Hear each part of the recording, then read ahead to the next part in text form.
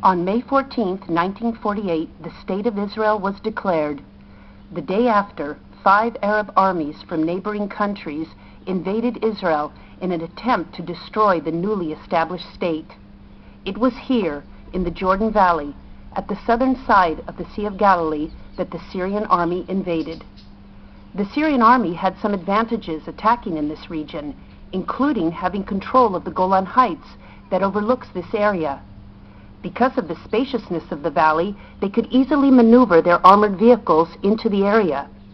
If Syria could occupy the region of Degania, it would give them the possibility to advance north into Tiberias and the northern Galilee, west through Yavniel to Afula, and south to Beit Shan. To prepare for the battle, the Syrians deployed one entire infantry brigade, strengthened by tanks, artillery, and air raid capabilities. Standing against the Syrians stood first and foremost the members of the Kibbutzim in the Jordan Valley, who were also strengthened by the Barak Battalion from the Golani Brigade. The defenders were equipped with light weapons, hand grenades, machine guns, some anti-tank launchers, and 20-millimeter cannons.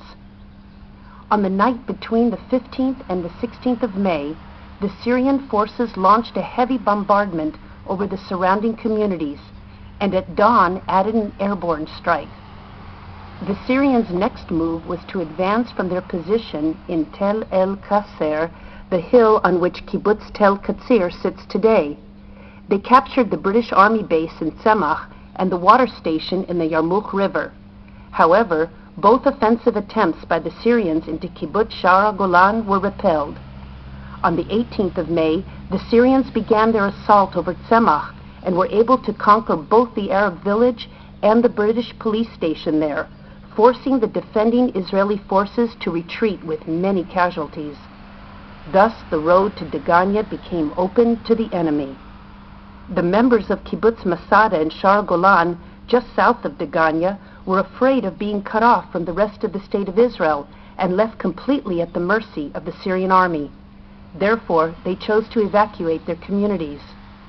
That same night, a unit from the Palmach Iftach Brigade made an attempt to reconquer the police station in Tzemach, but had to retreat against the firepower of the Syrians. Despite this failure, the attack delayed further Syrian onslaughts and gave the defenders the opportunity to regroup and reorganize their forces. At dawn, on May 20th, the Syrians began their charge into Degania Aleph. The incursion started with artillery bombardment, giving cover for the advancing armored and infantry forces.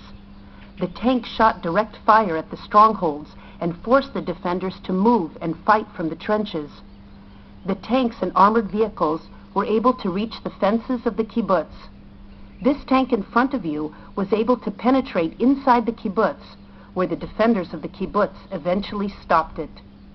With enormous determination and bravery, the kibbutzniks and the IDF soldiers fought side by side in a 5-hour-long battle against the Syrians, hitting them with 20-millimeter cannons and with Piat anti-tank launchers and homemade Molotov cocktails.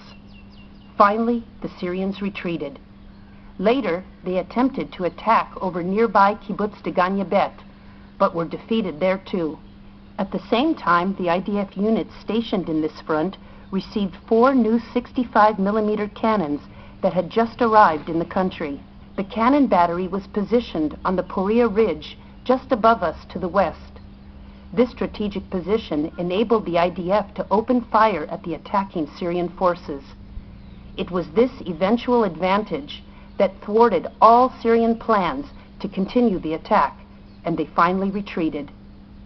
The next day, the Syrian force left the region, leaving only a small force stationed on the hilltop of Tel El Qasser. This Syrian tank stands here as a reminder of and in remembrance to the Israeli fighters and pioneers that defended their homes and their country in the War of Independence in 1948. May their memory be a blessing.